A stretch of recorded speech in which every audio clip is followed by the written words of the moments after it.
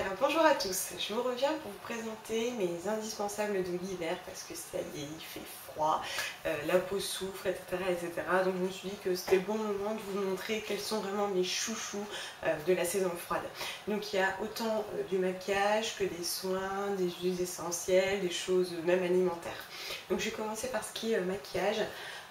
Donc à commencer par tout ce qui est fard à paupières.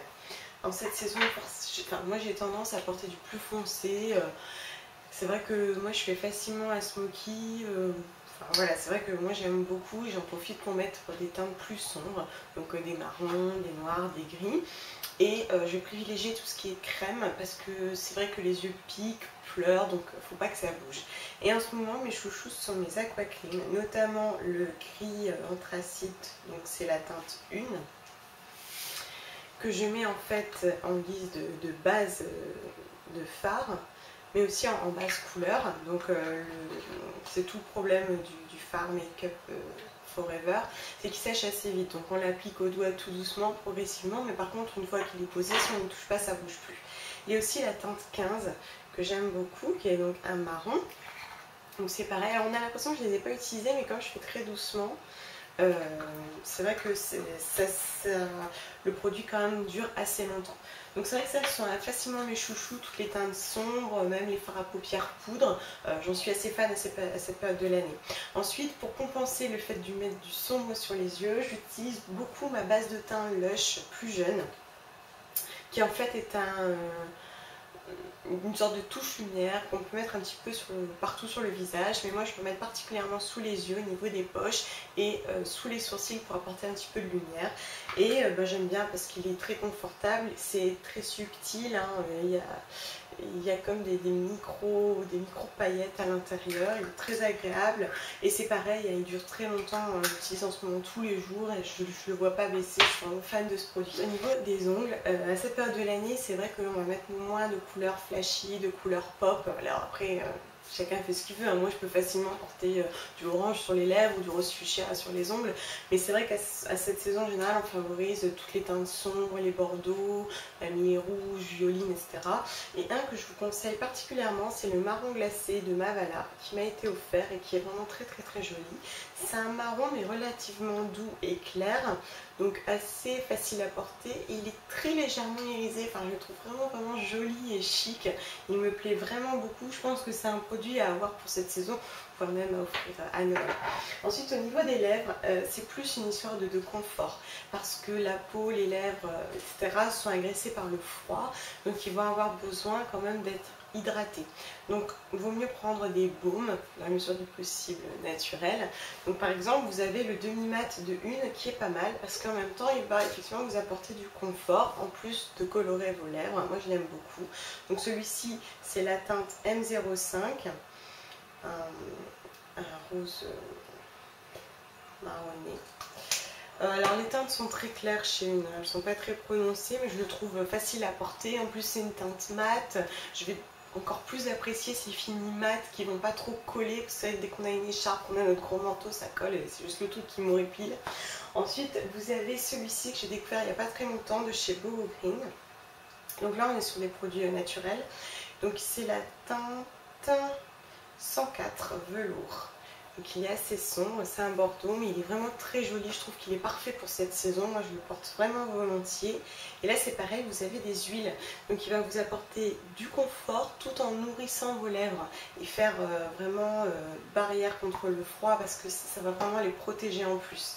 Vous avez également le Just Bitten Kissable de Revlon qui est très agréable à porter, qui en plus procure une très très bonne tenue. Le Honey Dolce. Donc il est comme ceci, c'est un vieux rose qui est quand même, bon, il est assez sombre hein, parce que sur les lèvres, vous savez, après il se matifie, on voit bien, mais c'est pareil pour cette saison, je trouve qu'il est vraiment idéal, il est vraiment très joli. En plus le fait que ça tienne toute la journée, c'est juste du bonheur. Ensuite au niveau des soins, alors là il faut nourrir votre peau, hein. Il n'y a Et pas à dire, alors c'est vrai que si vous avez une peau normale et pas réactive, tant mieux, profitez-en, mais notamment un lait pour le corps.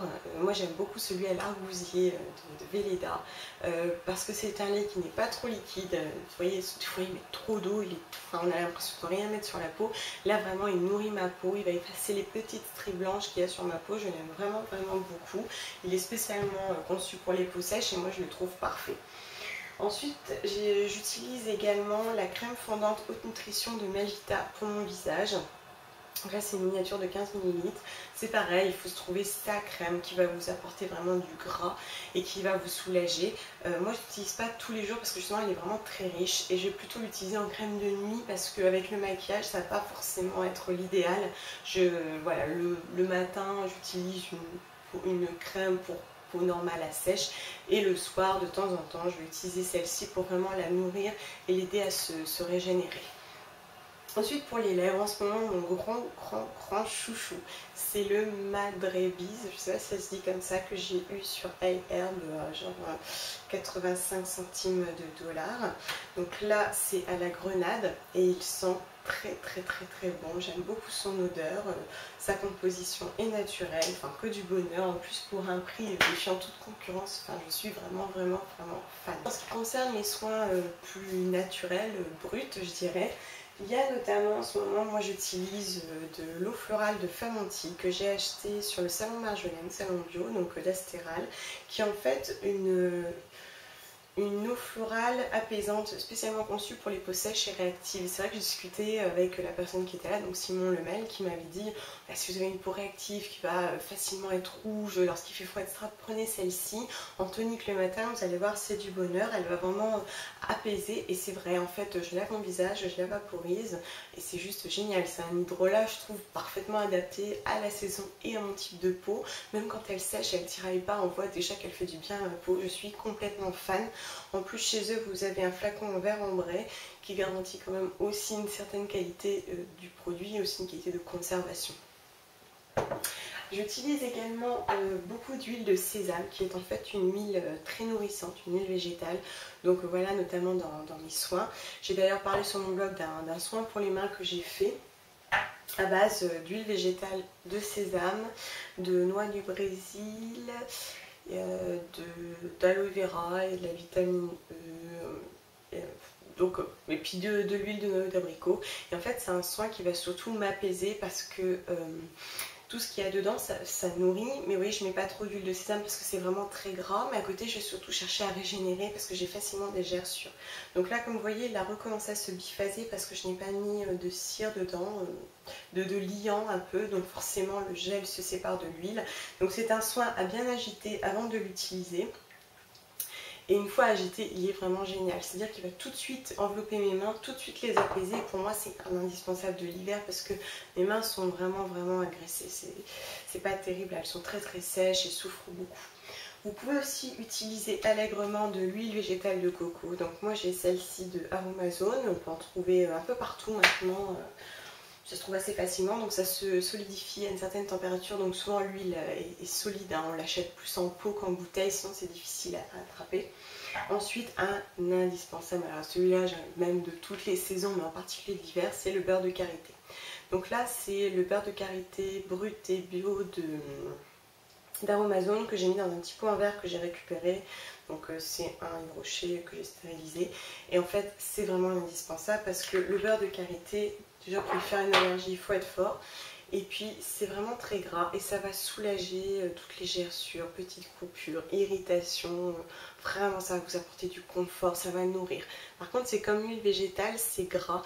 Donc c'est bien de faire un baume à base de beurre de karité parce que seul, en plus il est assez difficile à travailler.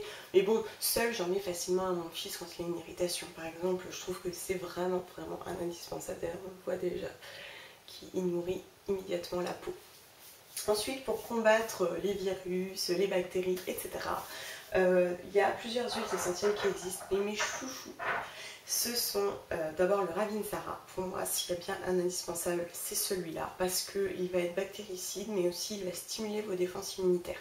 Donc ces huiles essentielles, vous pouvez les diffuser avec un diffuseur, mais moi je l'utilise notamment en friction, donc une goutte sur les poignets, puis en inhalation sèche, notamment quand je commence à avoir le nez bouché, je vais être malade, clac, un peu de Ravinsara, et vraiment, je pense que même déjà psychologiquement, je me dis, ben, c'est bien, j'ai tout ce qu'il me faut pour combattre les bactéries. Il y a également l'huile essentielle de tea tree que j'utilise plus dans mes produits ménagers. Je vais mettre quelques gouttes par exemple dans mon eau savonneuse pour laver les sols. Pareil avec le citron, que je vais aussi utiliser en friction, par exemple le matin, parce qu'il est quand même bien vivifiant. Alors le citron, c'est pareil, c'est un indispensable. L'huile essentielle de citron, j'ai envie de dire, vraiment si vous devez en choisir quelques-unes, ce sont celles-ci. Et puis j'ai de l'huile essentielle de mandarine jaune, donc là c'est plus pour diffuser parce qu'en fait c'est assez apaisant et bien toléré par les enfants. Et c'est vrai que si on ne veut pas être malade, j'ai envie de dire la première condition c'est ne pas être fatigué, ne pas être trop stressé, il faut se reposer, se ménager et donc pouvoir apaiser derrière à la maison, c'est quand même pas mal. Puis cette odeur de mandarine c'est bien dans le thème Noël, etc. Si vous n'aimez pas tout ça, ou que vous n'avez pas de diffuseur, ou que je sais pas, vous n'avez pas envie, il existe des sprays tout faits comme celui de Pure Essentiel que moi j'ai eu en cadeau. Il est donc fait avec 41 huiles essentielles, donc voilà, vous le brumisez dans l'atmosphère, etc. Enfin, vous le vaporisez. Moi, je n'aime pas trop l'odeur parce que ça sent un peu le médicament, je trouve. Je préfère de loin l'odeur du citron. Mais voilà, c'est quand même une bonne alternative, un peu chère, certes, mais il existe plusieurs marques. Il ne faut pas hésiter à aller voir dans votre pharmacie, parapharmacie. Et puis pour terminer, des petits chouchous plus gourmands. Notamment mon miel d'eucalyptus. Alors c'est pareil, le miel c'est très bon pour la santé. S'il y a bien un moment où il faut en consommer, c'est en hiver. Donc il existe le miel de Manuka qui est très bon pour les défenses immunitaires, mais il est assez onéreux et puis intense, trop intense pour les enfants. Donc moi j'ai opté pour le miel d'eucalyptus parce que même l'eucalyptus va faire du bien à l'organisme, dégager les voies respiratoires. Donc de temps en temps, une petite cuillère de miel, donc pour mon fils plutôt un tiers de cuillère à café. Mais voilà, de temps en temps ça fait du bien, il tousse un peu, clac, une petite cuillère de miel. Et pour terminer, mon chouchou, juste pour moi, c'est mon thé réglissement. Je vais mettre le côté français, ce sera mieux. De Yogi Tea que j'achète dans mon magasin bio mais qui est également disponible sur iHerb, donc moins cher. Je suis juste fan de son goût, j'aime trop. En plus c'est une infusion, donc voilà, ça va pas vous énerver. Moi je la prends volontiers le soir. Mais en plus voilà, c'est une infusion ayurvédique avec du gingembre, de la cannelle, donc ça va vous faire du bien au corps en plus de faire du bien à l'âme. Je trouve vraiment que c'est un indispensable de l'hiver. Moi je consomme du thé et des infusions toute l'année, mais c'est vraiment celle-ci ma favorite, je la recommande vraiment vivement. Il existe d'ailleurs d'autres versions sur le thème de Noël avec des épices, etc. Enfin moi j'aime beaucoup le Yogi Tea. Donc voilà, avec tout ça, vous êtes parés pour l'hiver. N'hésitez pas à laisser vos conseils et astuces ou à poser des questions. Et en attendant, je vous souhaite de très bonnes fêtes. A bientôt.